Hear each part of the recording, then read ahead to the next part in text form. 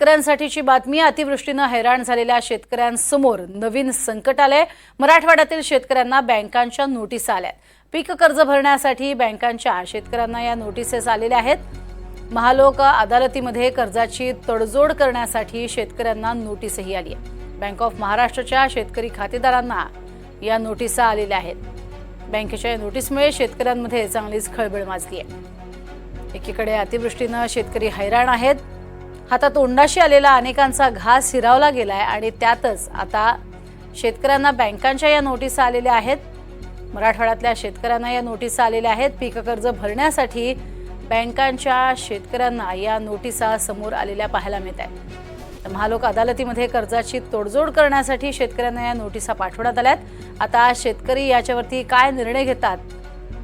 थकीत रक्कम वसूल प्रकरणाबाबतच्या या नोटिसा पाठवण्यात आलेल्या आहेत आणि या नोटिशीमधनं त्याची रक्कम सुद्धा नमूद करण्यात आलेली आहे. प्रत्येक शेतकऱ्याची वेगवेगळी रक्कम ही यात नमूद करण्यात आली आहे. 28 तारीख देण्यात आलेली आहे.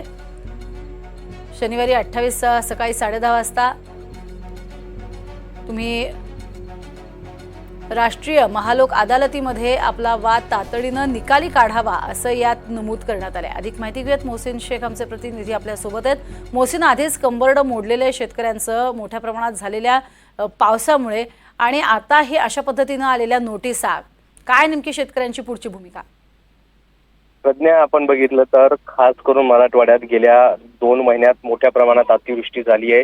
गेल्या वर्षी पाऊस कमी होता, यंदा चांगलं पीक केल्याची अपेक्षा शेतकऱ्यांना होती. मात्र यंदा अतिवृष्टी झाली आणि शेतकरी संकटात सापडलाय. असं असतानाच आता बँकांनी देखील दुहेरी संकट या शेतकऱ्यांवर टाकलंय असं प्रश्न विचारला जातोय. त्याचं कारण म्हणजे शेतकऱ्यांना थेट नोटिसा पाठवण्यात आलेल्या आहे आणि तुमच्यावर जे पीक कर्ज आहे ते तात्काळ भरा, अन्यथा लोक अदालतीमध्ये तुम्ही उपस्थित राहून तडजोड करून हे जे पीक कर्ज आहे ते भरा, अशा नोटिसा ज्या आहे तर वेगवेगळ्या शेतकऱ्यांना वेगवेगळ्या भागात देण्यात आल्या आहे. आता या सगळ्या नोटिसीनंतर शेतकऱ्यांमध्ये खळबळ उडाली आहे. चिंतेचं वातावरण आहे, कारण आधीच हातातील पीक गेलंय.